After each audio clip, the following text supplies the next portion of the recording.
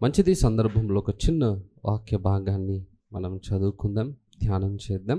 మొదటి తెస్సలోనిక పత్రిక 1వ అధ్యాయం 2-3 వచనాలు. విశ్వాసముతో కూడిన మీ పనిని, ప్రేమతో కూడిన మీ ప్రయాసమును, మన ప్రభువైన యేసుక్రీస్తు నందలి నిరీక్షణతో కూడిన మీ ఓర్పును మేము మన తండ్రి అయిన దేవుని ఎదుట మానక జ్ఞాపకము చేసుకొనుచు, మా ప్రార్థనలయందు మీ విషయమై విజ్ఞాపనము చేయుచు, మీ అందరి నిమిత్తము ఎల్లప్పుడూ దేవునికి కృతజ్ఞతాస్తుతులు చెల్లించుచున్నాము. అందరూ కూడా తల్లు వంచి కళ్ళు మూసుకున్నట్లయితే చిన్న ప్రార్థన చేసుకుందాం. పరిశుద్ధుడా మా ప్రియ పరలోకపు తండ్రి, సర్వాధికారి, నీ ఘనమైన నామానికి మహిమ చెల్లిస్తూ ఉన్నాం. అయ్యా, ఈరోజు మేమందరము కూడా నీ సన్నిధిని ప్రేమించిన వారమై ఉపవాసమును ప్రకటించుకొని మా జీవితాలని సరిదిద్దుకోవటానికి, అయ్యా అంత్య దినాలలో మేము త్రొటిల్లిపోకుండా ఉండుటకు, మా భక్తిని కాపాడుకోవటానికి, నీ రాకడ కొరకు సిద్ధపరచబడటానికి మేమందరము కూడా ఇక్కడికి చేరి ఉన్నాం. ఆశ కలిగిన ప్రాణాన్ని నువ్వు తృప్తిపరిచే దేవుడవు గనుక ఈరోజు మా ఆశను నువ్వు చూస్తున్నావు నాయన. కాబట్టి ఇక్కడ నుండి మేమందరము కూడా నీ సన్నిధిని అనుభవించామన్న తృప్తితో తిరిగి వెళ్ళినట్లుగా కృప దయచేయండి. అయ్యా, ఈ స్థలాన్ని మీ పరిశుద్ధాత్మ ఆధీనంలోనికి తీసుకోండి. ప్రతి అపవాది క్రియను మీరు దూరపరచండి. కరెంటుని ఆధీనంలోనికి తీసుకోండి. అయ్యా, నీ మేఘమును మా మీద ఉంచండి నాయన. అనుకూలమైన వాతావరణాన్ని మీరు దయచేయండి. ప్రతి ఒక్కరము కూడా శ్రద్ధగా నీ మాటలను ఆలకిస్తూ ఆత్మీయ మేలును అనుభవించే కృప దయచేయండి. దేవా, ప్రతి హృదయాన్ని మీరు సిద్ధపరచండి నాయన. ఎవరు కూడా ఖాళీ హృదయంతో తిరిగి వెళ్ళొద్దు ప్రభా. ప్రతి ఒక్కరి జీవితాలు ఈరోజు ఫలించాలి నాయన. ఆ ఫలము నిలిచి ఉండాలని ఆశిస్తున్నాను. నీ దాసును కూడా అభిషేకించండి. నీ ఆత్మచేత నింపి బలపరిచి వాడుకోమని యేసు నామములో ప్రార్థిస్తున్నాను తండ్రి, ఆమెన్. హల్లెలూయా. మనం చదువుకున్న ఈ వచన భాగములలో తెస్సలోనిక ప్రాంతంలో ఉన్నటువంటి సంఘాన్ని గురించి పౌలు పలికినటువంటి వచన భాగాలవి. మరి అపోస్తులైన పౌలు సువార్త యాత్రలో, 2వ సువార్త యాత్రలో ఆయన ఉన్నప్పుడు తెస్సలోనిక అనే ప్రాంతానికి ఆయన వెళ్తాడు. అక్కడ పరిచర్య చేస్తాడు. ఆ పరిచర్య ద్వారా అక్కడ ఏర్పాటు చేయబడినటువంటి సంఘమే ఈ తెస్సలోనిక ప్రాంతంలో ఉన్నటువంటి సంఘం. పౌలు అక్కడ నుండి వచ్చేసిన తర్వాత తిమోతి మరలా ఆ ప్రాంతానికి పంపించబడతాడు. ఎందుకనంటే పౌలు తెస్సలోనిక ప్రాంతంలో పరిచర్య చేస్తున్నప్పుడు ఒక గొప్ప మార్పు ఆ ప్రాంతంలో కలిగింది. అయితే అక్కడున్న కొంతమంది యూదులైన వారు ఆ యొక్క మార్పును చూసి సహించలేక పౌలుని చంపడానికి ప్రయత్నించినప్పుడు పౌలు ఆ స్థలములో నుండి బయటకు వచ్చేస్తాడు. అయితే పౌలు వచ్చేసాడు, కానీ అక్కడున్న సంఘం పట్ల పౌలుకున్నటువంటి భారం మాత్రం ఇంకా తగ్గిపోలేదు. అయ్యో, మనమైతే ప్రాణాపాయం నుండి తప్పించుకున్నాం, కానీ అక్కడున్న సంఘం మాత్రము అలాగే ఉండిపోయారు. వారికి ఏం శ్రమలు ఎదురవుతున్నాయో, వారు ఎలాంటి ఇబ్బందులు ఎదుర్కొంటున్నారో, లేదా అక్కడున్న వారు ఆ సంఘమును ఎలాంటి శ్రమల పాలు చేస్తున్నారో అది పౌలుకి ఒక ఆతృతగా ఉండిపోయిందట. అయ్యో, అనవసరంగా ఆ పిల్లల్ని, అనగా ఆధ్యాత్మికంగా అప్పుడే దేవుణ్ణి తెలుసుకున్న పిల్లల్ని నేను వదిలేసి వచ్చేసాను కదా అనే బాధ పౌలు జీవితంలో ఉండిపోయింది. ఆ కారణాన్ని బట్టి తిమోతిని ఆ స్థలానికి పంపిస్తాడు. ఎందుకంటే తిమోతి ఎవరో ఆ ప్రాంతంలో ఉన్నవారికి పరిచయం లేదు కాబట్టి తిమోతిని ఆ ప్రాంతానికి పంపించినప్పుడు తిమోతి అక్కడున్న ఆ సంఘాన్ని గూర్చినటువంటి ఒక రిపోర్ట్ని పౌలు యొద్దకు పంపిస్తాడన్నమాట. అయ్యా, మీరేమి కలవరపడాల్సిన అవసరం లేదు. ఆ సంఘము ఇదిగో ఈ గొప్ప లక్షణములను వారు కలిగి ఉన్నారు అని చెప్పి ఆ సంఘము యొక్క గొప్పతనాన్ని అంతటిని కూడా పౌలు ఈ తిమోతి ద్వారా తెలుసుకుంటాడు. అలా తెలుసుకున్న తర్వాత పౌలు ఆ తెస్సలోనిక సంఘాన్ని ప్రోత్సహించటానికి ఈ పత్రికను రాస్తాడన్నమాట. ఈ మొదటి అధ్యాయం అంతట్లో కూడా తెస్సలోనిక సంఘములో ఉన్నటువంటి గొప్పతనాన్ని గురించి, వారు చేసిన గొప్ప పరిచర్యను గురించి వివరించబడింది. దాంట్లో 3 విషయాలు చదువుకున్నాం. మొదటిది ఏంటనంటే విశ్వాసముతో కూడిన వారి యొక్క పని. రెండోది ప్రేమతో కూడినటువంటి వారి ప్రయాసం. నెక్స్ట్ మూడోది నిరీక్షణతో కూడినటువంటి వారి ఓర్పు. ఈ 3 లక్షణాలను బట్టి ఈ మొదటి అధ్యాయం అంతట్లో వారి గూర్చిన వివరాలు ఉంటాయి, లేదా వారు చేసిన పరిచర్య వివరాలు ఈ 3 లక్షణాల మీద ఆధారపడి ఉంటాయి. విశ్వాసముతో కూడిన మీ పని. వారి జీవితాల్లో మనం చూస్తే అసలు వాళ్ళ వయసు ఎంత ఆధ్యాత్మికంగా, వాళ్ళు రక్షింపబడి ఎన్ని సంవత్సరాలు అయింది అని మనం ఆలోచన చేస్తే అసలు ఆ నెంబర్ని మనం ఎక్స్పెక్ట్ కూడా చేయం. ఆ నెంబర్ని అసలు మనము ఆలోచన కూడా చేయలేం. ఆశ్చర్యం అనిపిస్తుంది. వాళ్ళు రక్షింపబడినటువంటి ఆ వయస్సును చూస్తే మనకు చాలా వింతగా అనిపిస్తుంది. కానీ వారు చేసిన ఆ పరిచర్య విధానం, వాళ్ళు దేవుని కొరకు కలిగి ఉన్నటువంటి ఆ నమ్మకత్వం, ఇవి చూస్తే మనకు చాలా సిగ్గని కూడా అనిపిస్తుంది. ఒకసారి ఆ సంఘం యొక్క వయసు చూడండి. అపోస్తుల కార్యములు 17వ అధ్యాయం 3వ వచనం చూడండి. అపోస్తుల కార్యములు 17వ అధ్యాయం 3వ వచనం. గనుక పౌలు తన వాడుక చొప్పున సమాజపు వారి యొద్దకు వెళ్ళి, క్రీస్తు శ్రమపడి మృతులలో నుండి లేచుట ఆవశ్యకమనియు, నేను మీకు ప్రచురము చేయు యేసే క్రీస్తయ్యున్నాడనియు లేఖములలో నుండి దృష్టాంతములను ఎత్తి విప్పి చెప్పుచు వారితో 3 విశ్రాంతి దినములు తర్కించుచుండెను. వారిలో కొందరును భక్తిపరులకు గ్రీసు దేశస్థులో చాలా మందియు ఘనత గల స్త్రీలలో అనేకులను ఒప్పుకొని పౌలుతోనూ శీలతోనూ కలుసుకొనిరి. చాలు. పౌలు తెసలోనికా ప్రాంతానికి వెళ్ళి ఎంతకాలం పరిచర్య చేశాడట? అక్కడ వ్రాయబడింది 3వ వచనం చివరి లైన్లో. మీకు 4 అనే నెంబర్ ఉంది కదా లెఫ్ట్లో, దాని పక్కన చూడండి. 3 విశ్రాంతి దినములు తర్కించుచుండెను అని ఉంటుంది. విశ్రాంతి దినములు అని అంటే ఇప్పుడు మనం ఆదివారం ఎలాగైతే ఆరాధన చేసుకుంటున్నామో విశ్రాంతి దినము అని మాట్లాడుతున్నామో, అలాగే యూదులకు కూడా శనివారం అనేది వారికి విశ్రాంతి దినం.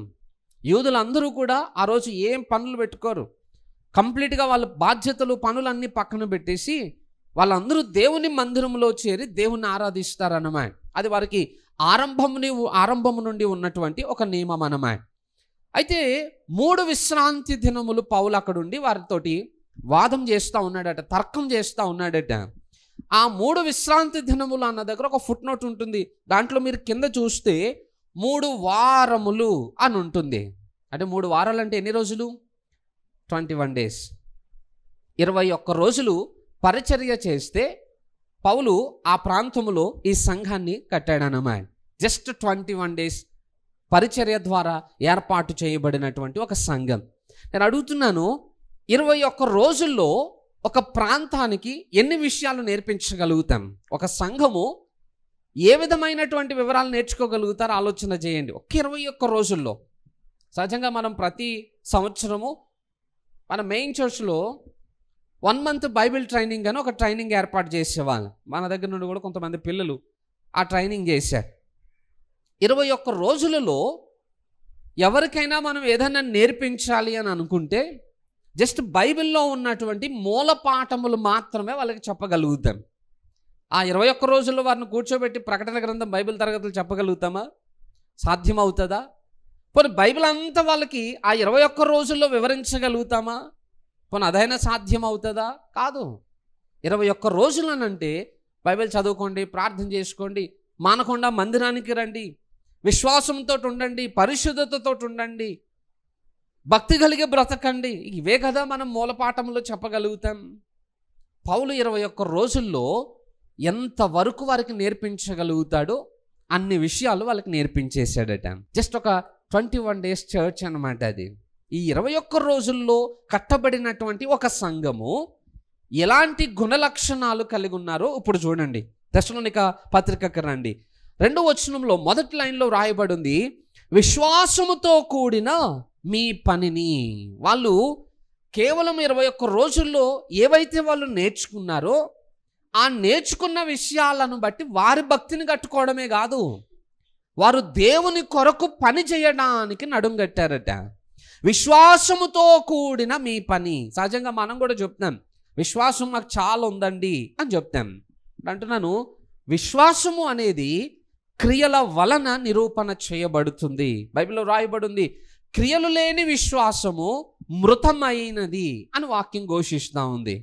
మరి ఈరోజు మన జీవితంలో కూడా విశ్వాసం ఉంది అని మనం చెప్పుకుంటున్నాం కానీ బట్ ఆ విశ్వాసాన్ని క్రియల మూలముగా మనము కనుపరచలేకపోతూ ఉన్నాం.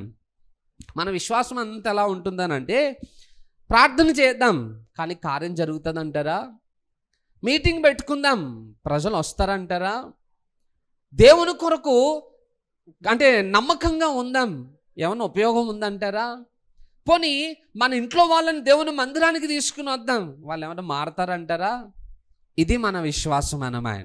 అన్నీ జరుగుతాయి అన్నట్టుగానే మనం అనుకుంటాం కానీ దాని వెనకాల ఇది జరుగుతుందా అనే సందేహాన్ని కూడా దానికి జోడించి మనం బ్రతుకుతూ ఉంటాం.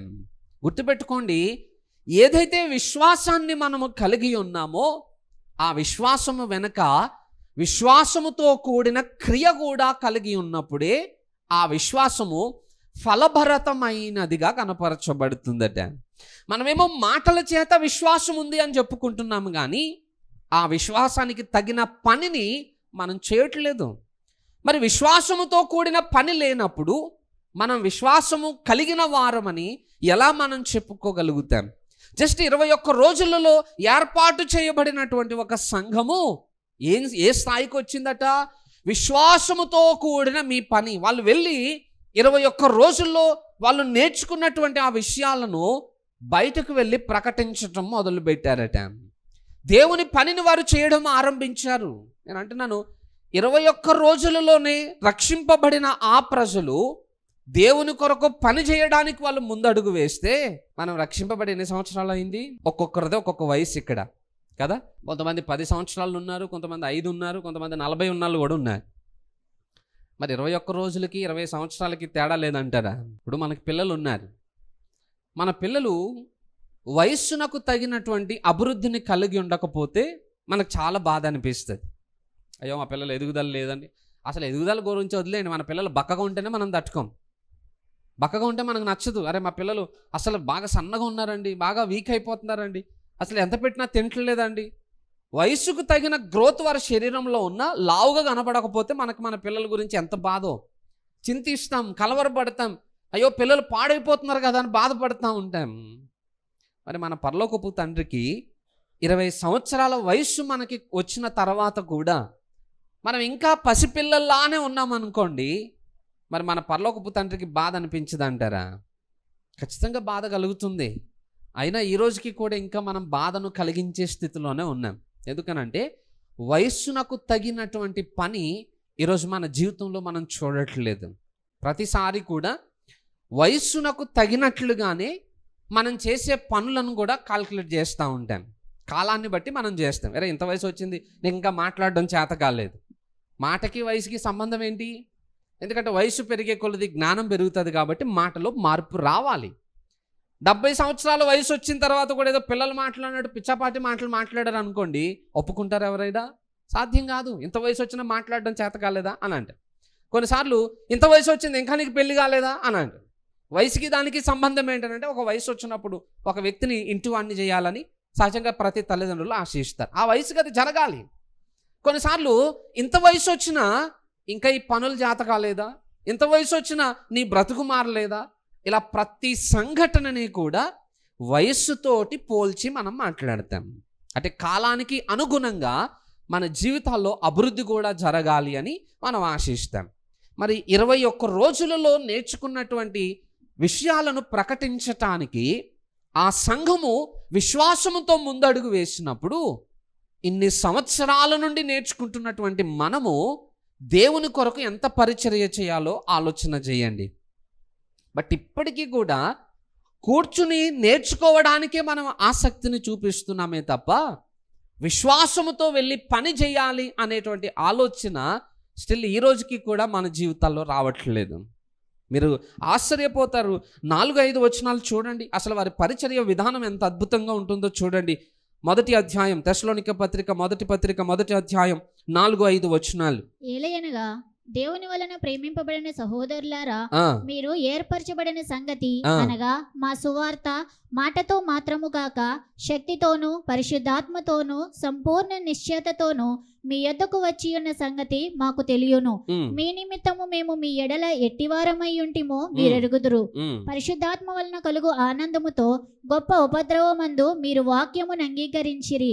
మమ్మను ప్రభువును పోలి నడుచుకొనిన వారైతిరి. కాబట్టి మాసిదోనియాలోను అకయాలోను విశ్వాసులందరికీ మాదిరి అయితిరి.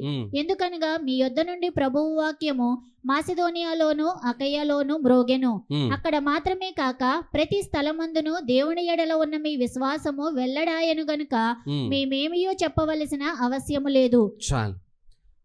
జస్ట్ 21 days చర్చ్, ఇది బాగా గుర్తుపెట్టుకోండి. నేను ఏ పాయింట్ మీకు చెప్పినా దాని వెనకాల మీకు గుర్తుండాల్సింది ఏంటంటే 21 రోజుల సంఘము అని గుర్తుపెట్టుకోండి. ఎందుకంటే మాటికి నేను ఆ పదం వాడే పని ఉండదు నాకు. 21 days చర్చ్. బట్ ఏం చేశారట వాళ్ళు?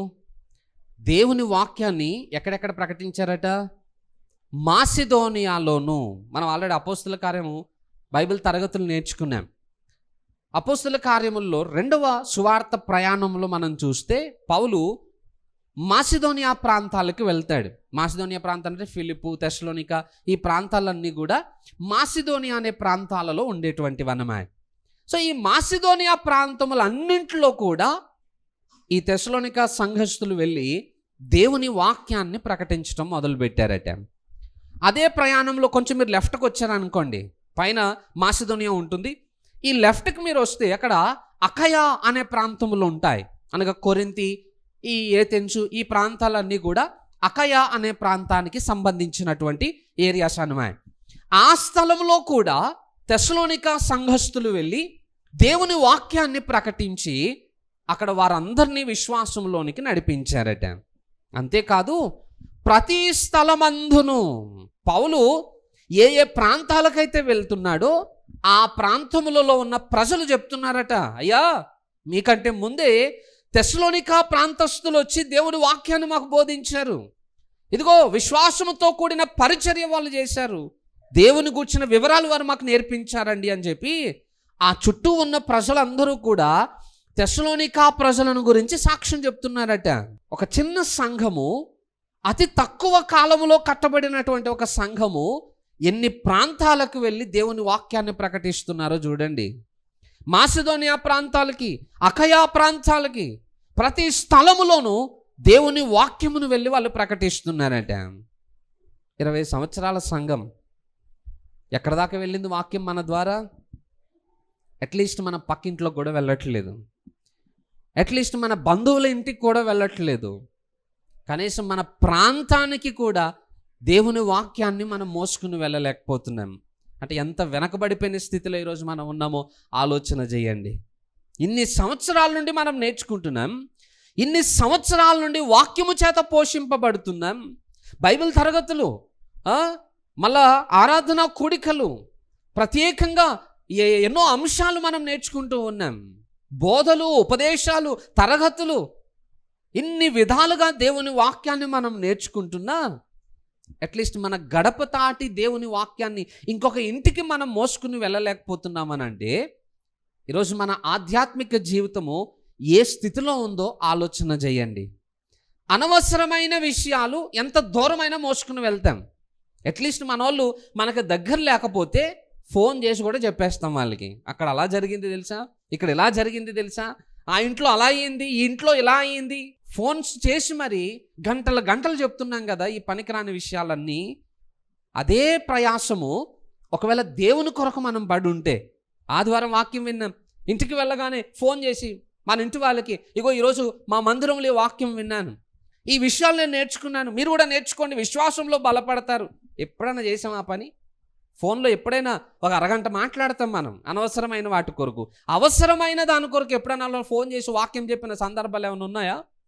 చెయ్యం అలాంటివి. ఎందుకనంటే అలాంటివి మనకు నచ్చవు. ఎందుకంటే విశ్వాసముతో కూడిన పని ఈరోజు మన జీవితాల్లో లేదు.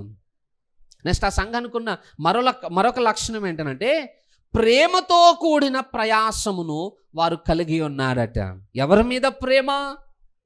2 విధాలుగా వాళ్ళకి ప్రేమ కలిగి ఉన్నారు. ఒకటి, వారి కొరకు ప్రాణము పెట్టి వారిని విమోచించిన దేవుని పట్ల వారికి ఉన్నటువంటి ప్రేమ. అపోస్తలుడైన పౌలు ఒక మాట అంటాడు, క్రీస్తు ప్రేమ మమ్మును బలవంతము చేయుచున్నది. దేవుని పరిచర్య చేయనట్లుగా, సువార్తను ప్రకటించున్నట్లుగా క్రీస్తు ప్రేమ మమ్మును బలవంతము చేయుచున్నది. ప్రశాంతంగా ఉండలేకపోయాడట పౌలు. ఒక స్థలంలో కూర్చుందామనంటే ఒప్పుకోవట్లేదట దేవుని ప్రేమ. పోనీ ఒక స్థలానికి వెళ్లకుండా ఆగిపోదామనంటే క్రీస్తు ప్రేమ ఒప్పుకోవట్లేదట. నువ్వు వెళ్ళాలి, నువ్వు పరిచర్య చేయాలి, దేవుని వాక్యాన్ని ప్రకటించాలి, ఆ ప్రజలు మారు మనస్సును అందాలి. నువ్వు మౌనంగా ఉంటే వాళ్ళందరూ నష్టపోతారయ్యా. నువ్వు ప్రకటించకపోతే వారు నాశనానికి వెళ్ళిపోతారయ్యా. నువ్వు దేవుని వాక్యాన్ని చెప్పకపోతే వారు అసత్యానికి గురి చేయబడతారయ్యా అని చెప్పి పౌలుని దేవుని ప్రేమ బలవంతం చేస్తుందట. అయ్యో, నా కొరకు ప్రభు ప్రాణం పెట్టి రక్షణ ప్రణాళికను ఏర్పాటు చేసి నన్ను సేవ్ చేశాడు కదా, మరి దేవుని ప్రేమ నలుగురికి చెప్పకపోతే ఎట్లా? దేవుని గొప్పతనాన్ని గురించి అందరికీ వివరించకపోతే ఎట్లా? ఆ ప్రేమను చెప్పకుండా నా పెదవులు మౌనంగా ఎలా ఉంటాయి?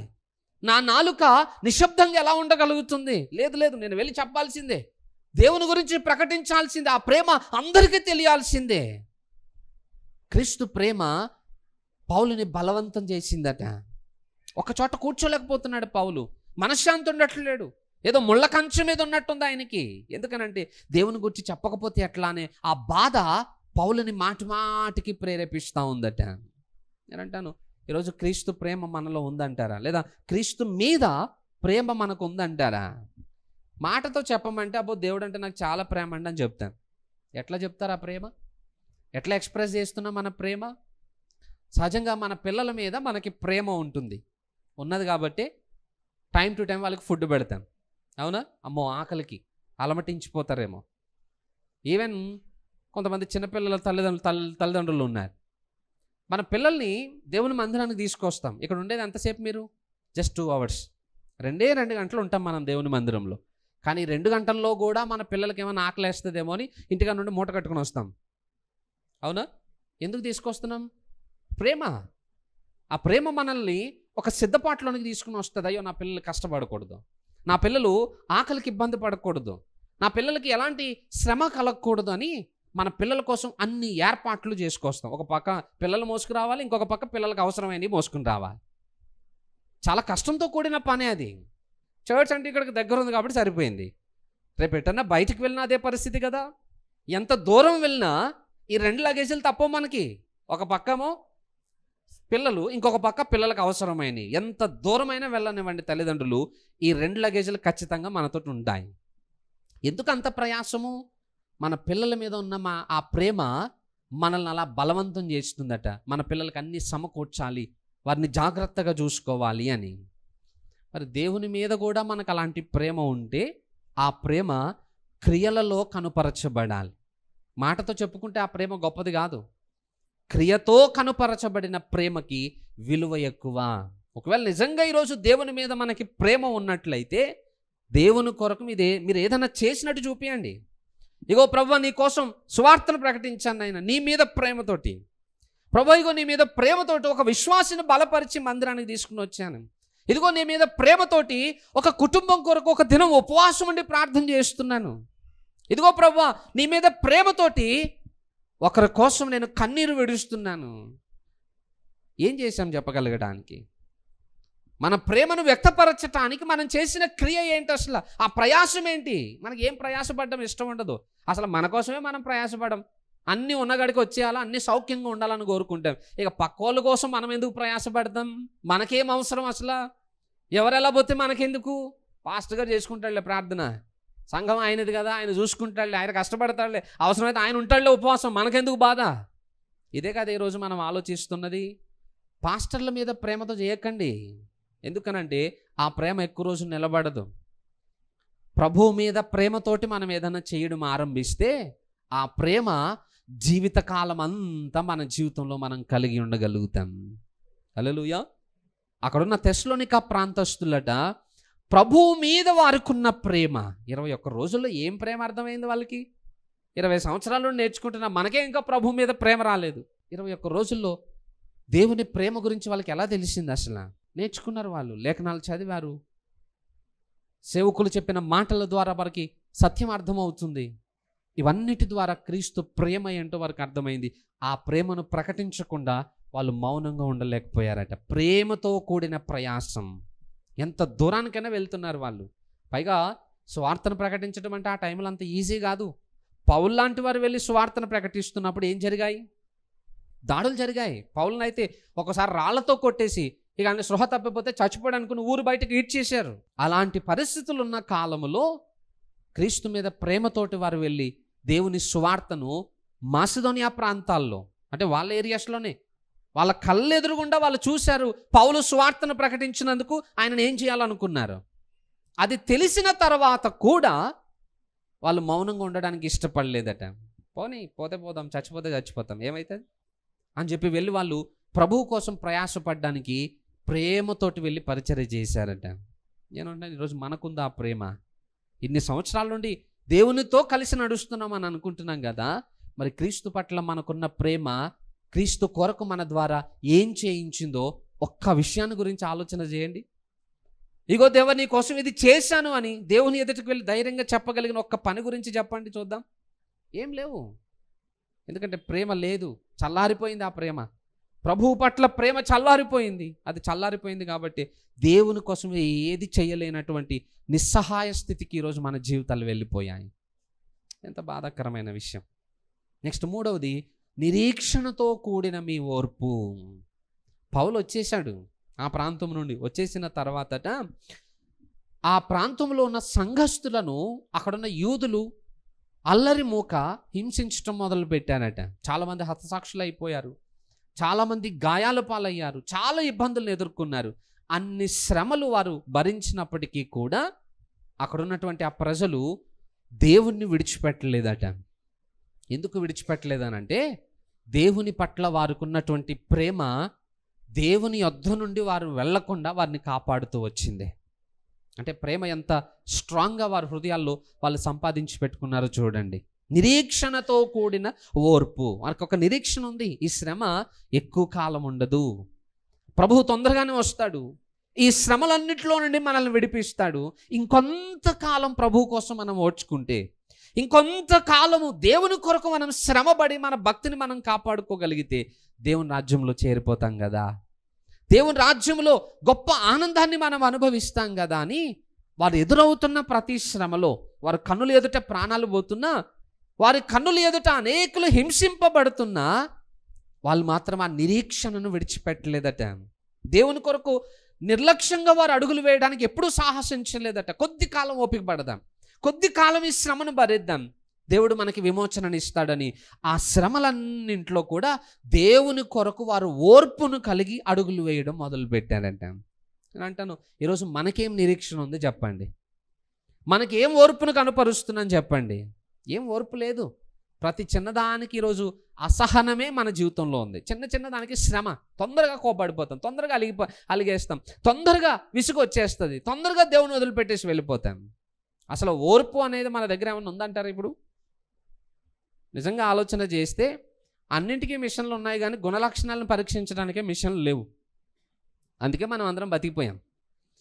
ఒకవేళ గుణలక్షణాలను గుర్తించడానికి కూడా ఏమైనా మిషనరీ వచ్చింది అనుకోండి భవిష్యత్తులో, ఇంకా అడగొద్దు, చర్చ్ లోపలికి వచ్చేటోళ్ళందరినీ కూడా ఆ మిషన్ పెట్టి చెక్ చేయాల్సిందే. ఇంకా వీళ్ళకి సిద్ధపాటు ఇది ఎంతవరకు ఉంది, ఎంత పర్సెంటేజ్లో ఉంది. ఒకవేళ మిషన్ పెట్టి చెక్ చేసామనుకోండి సిద్ధపాటుని గురించి, నాకు తెలిసి 100లో 2 మార్కులు వస్తాయి సిద్ధపాటు కోసం. 100కి 2 పాస్ మార్కులు కూడా కాదు, 35, 2 మార్కులు సిద్ధపాటు గురించి. కాకపోతే ఒకదానికి మాత్రం 98 పడతాయి. దేనికి మనకు తెలుసు, బాహ్య సిద్ధపాటుకి, దానికేమో 98, అంతరంగ సిద్ధపాటుకి 2 మార్కులు. అసలు ఉల్టా ఉండాలా, ఆధ్యాత్మిక సిద్ధపాటుకి 98 పడాలి, దానికేమో 2 మార్కులే పడుతున్నాయి. మిషన్స్ లేవు కాబట్టి బ్రతికిపోయాం.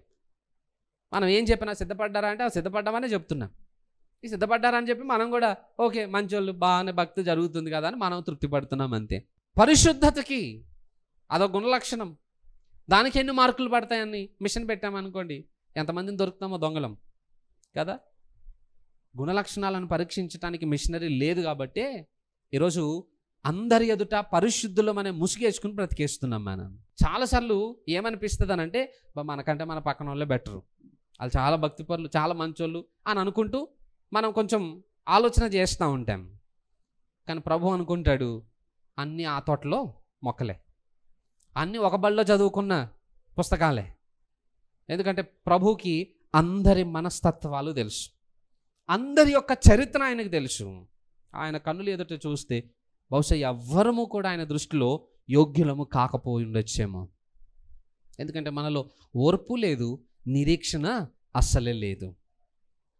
అది లేనందునే ప్రతిసారి మనం బర్స్ట్ అయిపోతున్నాం, ప్రతిసారి మనం ఫస్ట్రేట్కి గురవుతూ ఉన్నాం, ప్రతిసారి మన భక్తిని మనము మన నోటి మాటల చేత పోగొట్టుకుంటూనే వెళ్ళిపోతూ ఉన్నాం. కానీ ఈ సంఘము మన ఇంట్లో జరిగిన సమస్యలను బట్టి వాళ్ళు ఆలోచన చేయట్లేదు. కంప్లీట్గా వారందరి జీవితాల్లో కలిగిన సమస్యలట అవి, బయట వాళ్ళ నుండి వచ్చిన సమస్యలు అవి. కక్షతోటి వస్తున్నారు, కోపంతో వస్తున్నారు, చంపాలనే ఆలోచనతో వస్తున్నారు. అయినా కూడా ఆ శ్రమలన్నింటిలో కూడా వాళ్ళు నిరీక్షణతో కూడిన ఓర్పు ఉంది వాళ్ళకి. ఓర్పు ఉండడం వేరు, ఓర్పుకు నిరీక్షణ జతపరచబడడం వేరు. ఓర్పు ఉంటుంది, దానికి నిరీక్షణ లేకపోతే ఆ ఓర్పు ఎక్కువసేపు ఉండదు. అంతే కదా. ఇప్పుడు మన పిల్లలు అల్లరి చేస్తున్నారు అనుకోండి, మనం ఓర్పు పడతామా లేదా? బయట అల్లరి చేస్తున్నారు, ఫస్ట్ పిలిచేటప్పుడే కేకలేస్తారా? లేదు, ఫస్ట్ ప్రేమగానే పిలుస్తాం, దాన్నే ఓర్పు అంటారు. రెండో కేక వేసేటప్పటికి కొంచెం శబ్దంలో మార్పు వస్తుంది, మూడో కేకకి టెంపో పెరిగిపోతుంది.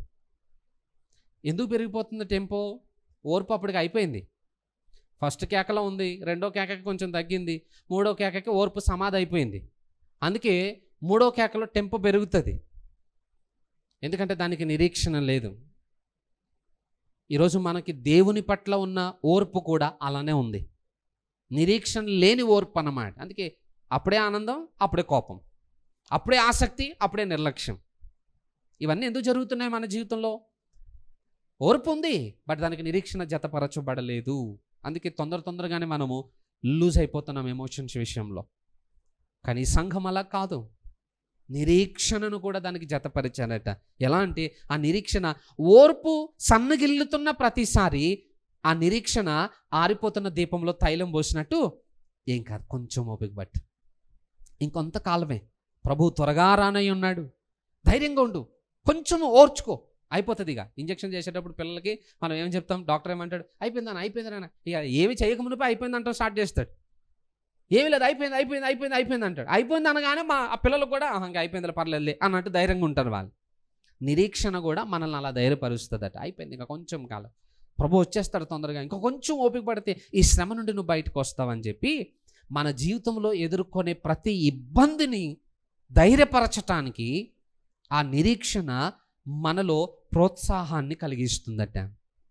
ఈ సంఘము నిరీక్షణతో కూడిన ఓర్పును వారు కలిగి ఉన్నారు కనుక ఎన్ని ప్రాంతాలకు వెళ్ళినా, ఎన్ని సమస్యలు వారికి ఎదురైనా దేవుని పనిని మాత్రం వాళ్ళు ఎప్పుడు ఆపలేదట. నేనంటాను ఈరోజు మనకు ఆ లక్షణాలు లేవు. అవి లేవు కాబట్టి ఉన్న స్థలంలోనే మనం ఉండిపోయాం, ఉన్న భక్తిలోనే మనం ఉండిపోయాం. ఏ విధమైన అభివృద్ధి ఈరోజు మన జీవితాల్లో మనము కలిగి ఉండలేకపోతూ ఉన్నాం. గుర్తుపెట్టుకోండి, పౌలు వాళ్ళ గొప్పతనాన్ని గురించి మాట్లాడతాడు. 2-3 వచనాలు చివరి లైన్లు చదువుతున్నాను చూడండి. మేము మన తండ్రి అయిన దేవుని ఎదుట మానక జ్ఞాపకము చేసుకొనుచు మా ప్రార్థనల యందు మీ విషయమై విజ్ఞాపనము చేయుచు మీ అందరి నిమిత్తము ఎల్లప్పుడూ దేవునికి కృతజ్ఞతాస్తుతులు చెల్లించుచున్నాము. ఏం చేస్తున్నాడట పౌలు? Last one, కృతజ్ఞతాస్తుతులు చెల్లించుచున్నాము. పౌలు కొన్ని సంఘాలను గురించి కన్నీరు విడిచిన సందర్భాలు ఉన్నాయి. నేను మీకోసం కన్నీరు గారుస్తున్నాను అని చెప్తాడు. కానీ తెస్సలోనిక సంఘాన్ని గురించి మాట్లాడేటప్పుడు మీకు కృతజ్ఞతలు తెలియజేస్తున్నాను అని అంటాడు. కృతజ్ఞత ఎప్పుడు చెప్తాం? సంతోషంతో ఉన్నప్పుడు చెప్తాం. మన పిల్లలు మన కొరకు ఏదైనా సాధించినప్పుడు ఆ కృతజ్ఞత మనం చెప్తాం. పౌలు తెస్సలోనిక సంఘంతో మాట్లాడుతూ దేవునికి కృతజ్ఞతాస్తుతులు చెల్లించుచున్నాము అని అంటున్నాడు. హెబ్రీ పత్రికలో ఒక మాట ఉంటుంది. హెబ్రీ పత్రిక 13వ అధ్యాయం 17వ వచనం. మీ పైన నాయకులుగా ఉన్నవారు లెక్క ఒప్పచెప్పవలసిన వారి వలె మీ ఆత్మలను కాయిచున్నారు. వారు దుఃఖముతో ఆ పని చేసిన ఎడల మీకు నిష్ప్రయోజనము గనుక దుఃఖముతో కాక ఆనందముతో చేయునట్లు వారి మాట విని వారికి లోబడియుండుడి. చాలు. ఒక సేవకుడు పరిచర్య చేసేటప్పుడట ఎలా చేయాలట? దుఃఖముతో కాక ఆనందముతో వారు ఆ పని చేయునట్లు వారికి లోబడి ఉండండి అని అన్నాడు. అంటే ఏ సేవకుడైనా సంఘాన్ని నడిపించేటప్పుడట ఆ సేవకునికి సంతోషం కలగాలట. ఎప్పుడు కలుగుతుంది సంతోషం? 20 సంవత్సరాలు అయిపోయినా సంఘం ఎక్కడికి కదలకుండా, అప్పుడు పుట్టినోళ్ళు, కొత్తగా పుట్టినోళ్ళు అందరూ కలిసి ఒక చోటే ఉండి, సంఘం సంవత్సరానికి సంఖ్యలో పెరిగిపోతా, స్థలం చాలకపోతే ఒక 4-5 సర్వీసులు ఆదివారం చేసేసుకుని ఇలా పరిచర్య జరిగింది అనుకోండి, అప్పుడు సేవకుడికి సంతోషం కలుగుతుంది. అంతే కదా? సేవకుడికి సంతోషం కలగదు. మురికి గుంట అంటారు దాన్ని. ఏమంటారు? మురికి గుంట అని అంటారు. ఎందుకు మురికి గుంట అనాల్సి వస్తుంది? ఏ సేవ అయినా కొత్తగా రక్షింపబడిన వాళ్ళు సంఘంలో బలపడాలి. ఆ బలపడిన వారు బయటకు వెళ్ళి మరలా దేవుని కొరకు పరిచర్య చేయాలి. ఇన్ఫ్లో అవుట్ఫ్లో రెండు జరగాలి. లోపలికి రావాలి, ఇక్కడ సిద్ధపరచబడాలి, బయటకు వెళ్ళి పరిచర్య చేయాలి. అలా వెళ్తేనే ఖాళీ స్థలం కనబడుతుంది. ఖాళీ స్థలం కనబడితేనే కొత్త వాళ్ళు దేవుని మందిరంలోనికి వస్తారు. అందుకే అంటాను, ఎదిగిన వాళ్ళు అసలు మందిరంలో ఉండొద్దు. వాళ్ళతోటి సంఘానికి చాలా ప్రమాదం కూడా అంటాను నేను. ఎందుకో తెలుసా? సీనియారిటీ అని అన్నాం అనుకోండి, సీనియర్స్ అందరూ జూనియర్స్ మీద అథారిటీ చేయడానికి వస్తారు. నేను చెప్పినట్టు వినాలి సంఘంలో, నేను సూపర్ సీనియర్ని, సంఘం పుట్టినప్పుడు పుట్టాను, ఇలాంటి మాటలు వస్తాయి. అదే వీళ్ళందరినీ బయటికి తోలేసామనుకోండి, సంఘంలో ర్యాగింగ్లు ఉండవు. ఎందుకంటే అందరూ చిన్నపిల్లలే కాబట్టి టెన్షన్ ఉండదు. ఇక పైగా సీనియర్స్ అందరూ బయటికి వెళ్ళిపోయారు అనుకోండి, వెళ్ళిన ప్రతి స్థలంలో ఒక పరిచర్య ఆరంభం అవుతుంది. అపోస్తుల కార్యం 8వ అధ్యాయం 1వ వచనంలో జరిగిన పరిచర్య ఏంటి? కొన్ని సంవత్సరాలు అందరూ యెరూషలేములో ఉండిపోయారు, అన్నీ నేర్చుకుంటున్నారు, దేవుని ప్రభావంతో ఉన్నారు, దేవుని గొప్ప కార్యాలు రుచి చూశారు. కానీ అందరూ ఒక చోట ఉండిపోయారు. దేవునికి నచ్చలేదు అది. వెంటనే వాళ్ళందరి మధ్యలోకి శ్రమను పంపించి చెదరగొట్టేశాడు. ఎప్పుడైతే అలా చెదిరిపోయిందో సంఘము, యోదయ సమరయ ప్రాంతాలకి వాళ్ళందరూ చెదిరిపోయి, వెళ్ళేటోళ్ళు మామూలుగా వెళ్ళలేదట. వారు వెళ్తున్న ప్రతి ప్రాంతంలో దేవుని సువార్తను ప్రకటిస్తూ అక్కడ సంఘములను స్థాపించుకుంటూ వెళ్ళిపోయారట. పరిచర్య ఎస్టాబ్లిష్ అయిందా లేదా? అనేక ప్రాంతాలకి పరిచర్య విస్తరించిందా లేదా? కొత్తగా రక్షింపబడిన వాళ్ళు వెళ్తే ఆ పని చేయగలుగుతారా? చేయలేరు. ఎందుకంటే వాళ్ళకి ఇంకా అవగాహన లేదు, బలహీనులుగా ఉంటారు కాబట్టి త్రొట్టిల్లిపోతారు. అందుకే కొత్త వాళ్ళని మన దగ్గర పెట్టుకోవాలా, పాతోళ్ళనే. కానీ మనమేమో ఒకచోటే ఫెవిక్విక్ వేసి కుర్చీలో కూర్చున్నట్టు ఎక్కడ కూర్చున్నాము సంవత్సరాల తరబడి ఆడనే ఉంటాం చూసారా? అదే మన దగ్గర ఉన్న పొరపాటు అన్నమాట. కనీసం ఇప్పటికైనా బయటికి వెళ్ళడం నేర్చుకోండి. మీరు వెళ్ళి కొత్తలకు చెప్తారు, మేమేమి ఇక్కడికి వచ్చిన కొత్తలు చెప్పుకుంటాం, పరిచర్య అభివృద్ధి చెందుతుంది, కొత్త వాళ్ళు దేవుని దగ్గరికి రాగలుగుతారు, దేవుని కార్యము నెరవేర్చబడుతుంది, దేవుని రాజ్యము కట్టబడుతుంది. హల్లెలూయా. ఇక్కడున్న సంఘం చేసింది అదే. అందుకే పౌలు వారిని బట్టి దేవునికి కృతజ్ఞతాస్తుతులు చెప్తున్నాడట. ప్రభువా, ఎంత గొప్ప కార్యం చేసావునైనా ఆ సంఘంలో, ఎంత అద్భుతమైన కార్యం చేసావునైనా ఆ సంఘంలో, ఎంత ఆశ్చర్యరీతిగా వాళ్ళని ప్రోత్సహించావునైనా అని దేవునికి కృతజ్ఞతలు చెప్తున్నాడట ఆ సంఘాన్ని గూర్చి. అంటున్నాను, ఒకవేళ మన నాయకులు మన సంఘాన్ని చూసినప్పుడు ఇలాగే స్పందిస్తారంటారా? లెక్కప్ప చెప్పవలసిన వారే ఆత్మలను కాస్తున్నప్పుడు సేవకుడు బాధతోటి వచ్చి మన మధ్యలో ప్రసంగం చేయాలా, సంతోషంతో వచ్చి ప్రసంగం చేయాలా? ఎలా ఉందంటారు మన జీవితాలు? మరి మన జీవితాలను మనం ఆలోచన చేసినప్పుడు మన మీద ఉన్న నాయకులు ఏ విధమైన భావంతోటి వచ్చి మన మధ్యలో పరిచర్య చేస్తారంటారు? సంతోషంతో అయితే జరగదు, ఖచ్చితంగా దుఃఖంతో వాక్యాన్ని విత్తాల్సిన పరిస్థితులు ఉన్నాయి. ఎందుకు? సంఘం ఇంకా అభివృద్ధి కావట్లేదు, సంఘం ఇంకా దేవుని పోలికలోనికి రావట్లేదు, సంఘం ఇంకా పశ్చాత్తాపానికి గురి చేయబడట్లేదు. మరి ఇలాంటి బలహీనతలతో ఉన్నప్పుడు ఏ సేవకుడైనా సంతోషంతో ఎలా పరిచర్య చేయగలుగుతాడు? ఏ సేవకుడైనా దేవునికి కృతజ్ఞతలు ఎలా చెప్పగలుగుతాడు? సాధ్యం కాదు. చివరి దినాల్లో ఉన్నాం, కాలం సమీపం అవుతా ఉంది, పరిచర్య అందరం వెళ్ళి చేయాలి. అసలు ఆశ్చర్యం చూడండి, ఈ తెస్సలోనిక సంఘంలో ఉన్న వాళ్ళు ఎవరైనా నాయకులు ఉన్నారా, కాపర్లు ఉన్నారా, సేవకులు ఉన్నారా? విశ్వాసులే వాళ్ళందరూ. కానీ వాళ్ళు వెళ్ళి పరిచర్య చేశారట, ప్రతి ప్రాంతంలోనికి వెళ్ళి దేవుని వాక్యాన్ని ప్రకటించారట. విశ్వాసులే అంత చేస్తున్నారు. అంటే ప్రతి విశ్వాసి ఇప్పుడు ఒక నాయకుడిగా పరిచర్య చేయాలి. ప్రతి విశ్వాసి ఒక సేవకునిగా పరిచర్య చేయాలి. అప్పుడే దేవుని సువార్త అనేక ప్రాంతాలకు విస్తరింపబడుతుంది. మనమేమో పరిచర్య మానేసి ఇంకా అనవసరమైన వాటిల్లోనే బందీలు అయిపోయి తనలాడుతూ ఉన్నాం. వీటిల్లోనే గిలగిలాడుతూ ఉంటే ఇక దేవుని పని ఎప్పుడు చేయాలా? ఇక టైం ఎక్కడ దొరుకుతుంది మనకి? సాతాను కూడా దేవుని పరిచర్య చేయకుండా నీ బహుమానాన్ని దొంగిలించేటట్టు అన్నింట్లో అనవసరమైన వాటిలో నిన్ను బంధించేసేస్తున్నాడు. పౌలు అంటాడు, మీ కిరీటమును ఎవడును అపహరింపనీయకుడి. ఎందుకంటే ఒకడు దొంగతనం చేయడానికి రెడీగా ఉన్నాడు మీ బహుమానాన్ని. ఆ బహుమానము దొంగతనం చేయకుండా ఉండాలంటే, ఒకడు దొంగిలించుకుని వెళ్ళిపోకుండా ఉండాలంటే ఏం చేయాలట? మీకు అప్పగించిన పనిని జాగ్రత్తగా చేయండి, డైవర్ట్ అవ్వకండి, దాని నుండి తొలగిపోకండి, నమ్మకంగా పరిచర్య చేయండి, అప్పుడే మీ బహుమానం మీకు దొరుకుతుంది అని పౌలు ఆ ప్రజలను గురించి హెచ్చరిక చేస్తాడు. అంటే ఈరోజు మన బహుమానాన్ని కూడా దొంగతనం చేయడానికి అపవాది సిద్ధంగానే ఉన్నాడు. బహుశా మీరు మీ పిలుపు నుండి తొలగిపోతున్నారేమో, మీ బాధ్యతను మీరు విస్మరిస్తున్నారేమో. జాగ్రత్త. మనల్ని ఏర్పాటు చేసుకున్న దేవుడే కానివ్వండి, లేదా మనల్ని బలపరుస్తున్నటువంటి సంఘ నాయకులే కానివ్వండి, దుఃఖముతోటే మన మధ్యలో నిలబడాల్సిన పరిస్థితి వస్తుంది ఒకవేళ మనం ఇప్పటికీ కూడా ఇంకెలానే ఉంటే. ఆ సంఘంలో ఉన్న మరొక లక్షణం చూడండి, వాళ్ళు మాదిరి కలిగిన వారుగా కూడా ఉన్నారట. 7వ వచనం చూడండి. కాబట్టి మాసిదోనియాలోను అఖయలోను విశ్వాసులందరికీ మాదిరి అయితిరి, ఎగ్జాంపుల్గా ఉన్నారట వాళ్ళు. వాళ్ళని అసలు 21 రోజుల విశ్వాసులు వాళ్ళే ఇంకొకరిని చూసి నేర్చుకోవాలి.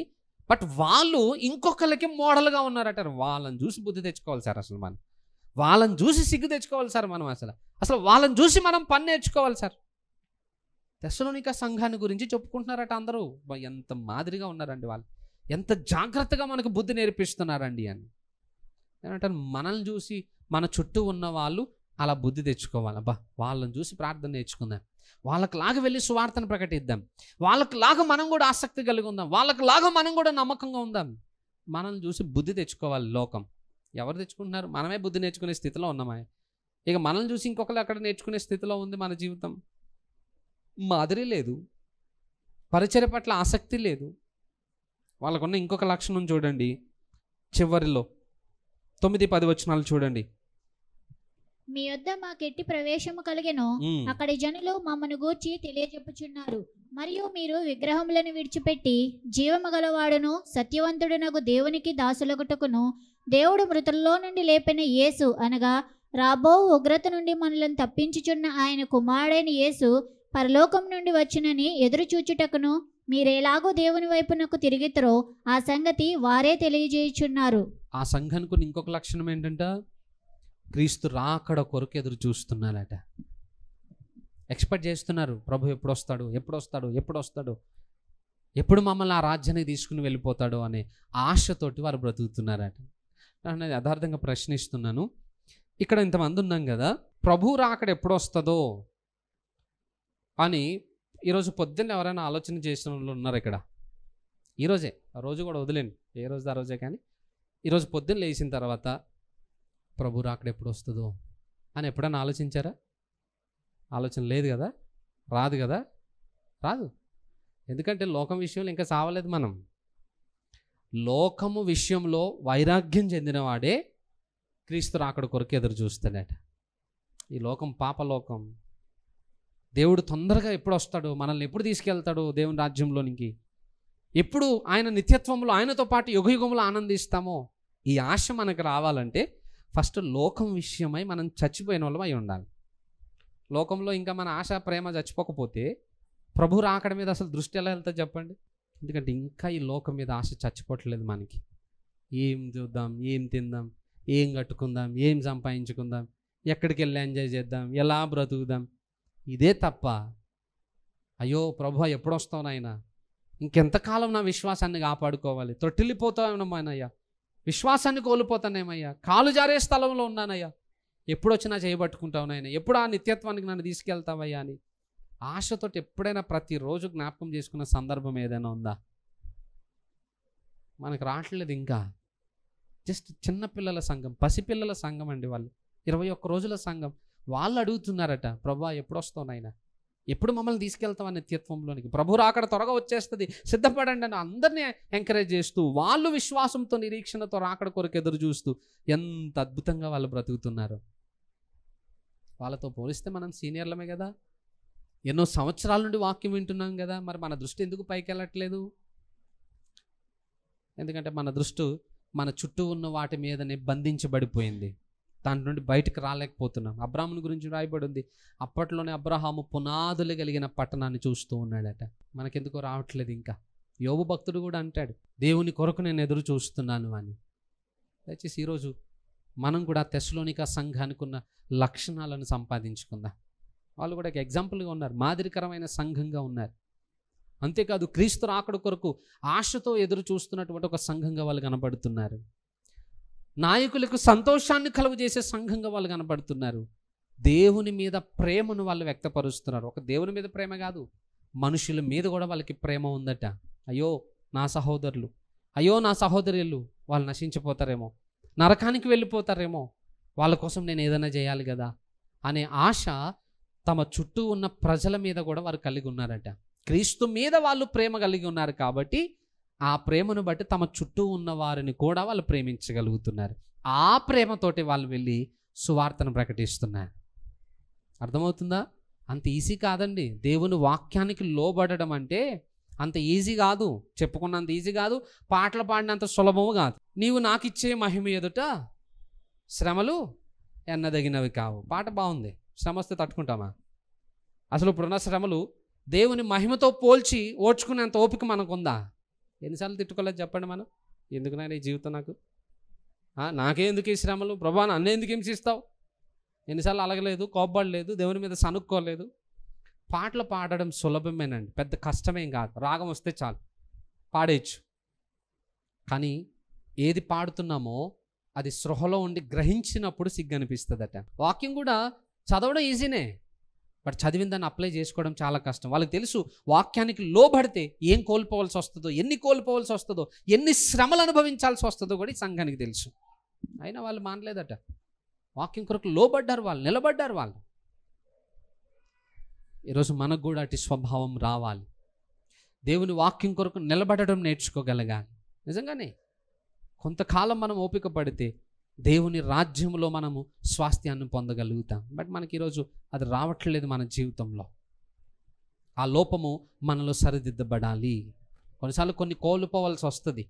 దేవుని కొరకు మనం జీవించాలనుకున్నప్పుడు తప్పదు, వదులుకోవాల్సిందే. నీ సౌఖ్యం వదులుకోవాలి, నీ గౌరవాన్ని వదులుకోవాలి, నీ ఐడెంటిటీని వదులుకోవాలి, కొన్నిసార్లు నీ ఆస్తిని వదులుకోవాలి, అవసరమైతే నీ జీవితాన్ని కూడా వదులుకోవాల్సి వస్తుంది. తప్పదు.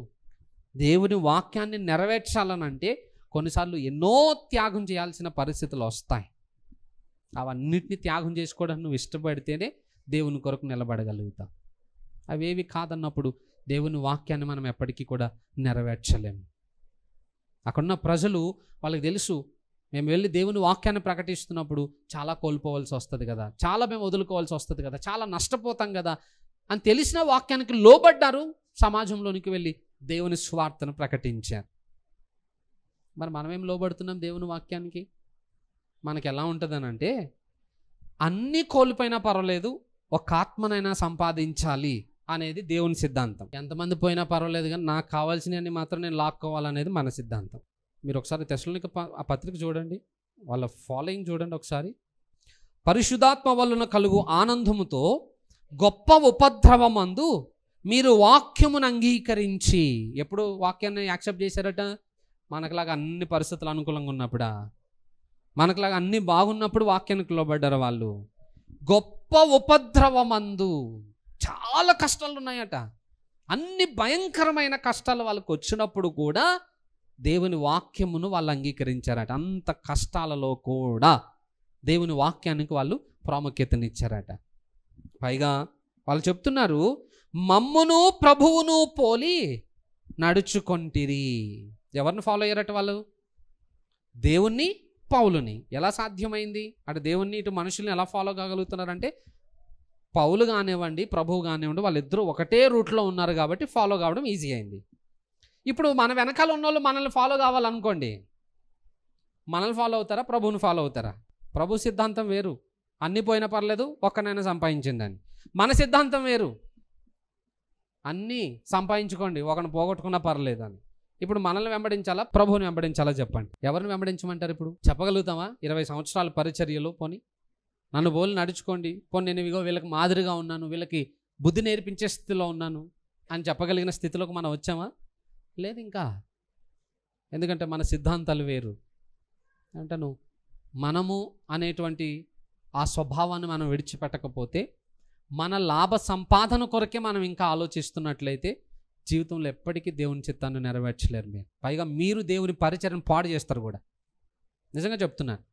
ఎందుకంటే మన క్యారెక్టరు, మన బుద్ధి, మన స్వభావము ఇవన్నీ కూడా అందరినీ భ్రష్టు పట్టేటట్టు చేస్తాయి, అందరూ దేవుని అసహించుకునేటట్టు చేస్తాయి.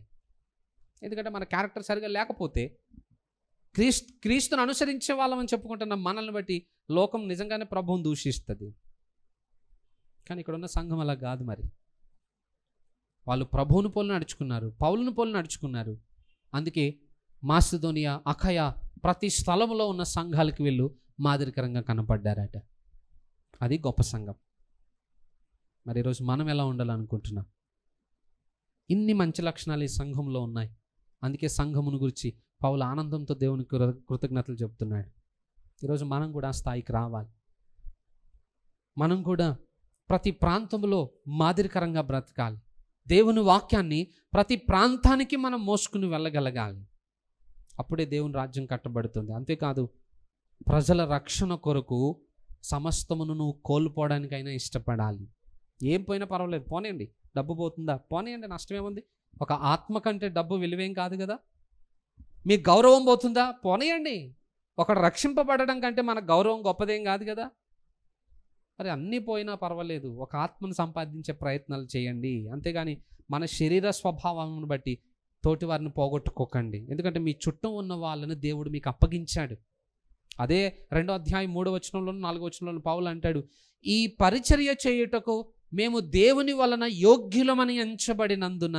దేవుడు నమ్మి ఈ స్వార్థ పరిచర్యను వీళ్ళకి అప్పగించాడట.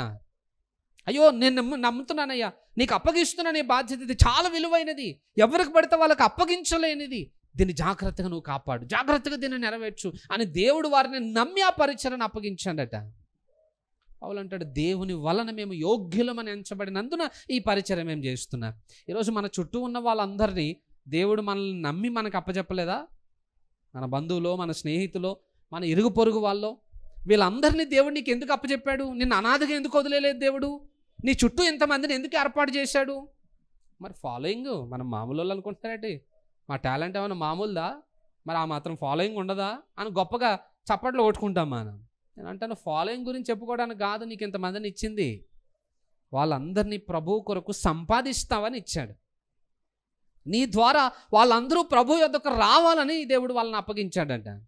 మనకేమో అందరినీ అప్పగిస్తే మన శరీర స్వభావంతో వాళ్ళందరినీ పోగొట్టేసుకుంటున్నాం. మన నేచర్లతోటి అందరూ దేవుని అసహించుకుని, మనల్ని అసహించుకుని, వాళ్ళు దేవునికి దూరం అయిపోయి నరకానికి వెళ్ళడానికి మనం కారకులం అవుతున్నాం. కానీ ఒక రోజట నీ చుట్టూ ఎంతమంది నువ్వు సంపాదించుకున్నావో లేదా నీకు తెలిసిన వాళ్ళు ఉన్నారో వాళ్ళందరినీ బట్టి ఒకరోజు నువ్వు సిగ్గుపడాల్సిన రోజు కూడా వస్తుందట. ఎప్పుడో తెలుసా? ఒకవేళ వాళ్ళు నీ ద్వారా ప్రభువు కొరకు సంపాదించబడకుండా వాళ్ళు నరకానికి వెళ్ళారు అనుకోండి, ఆ నరకంలో ఎదురయ్యే శ్రమలను బట్టి వాళ్ళు రోధిస్తున్నప్పుడు, ఆ శ్రమల వలన వాళ్ళకి కోపం వచ్చి కేకలు వేస్తున్నప్పుడు నీ పేరు పెట్టి తిట్టుకుంటారట వాళ్ళు.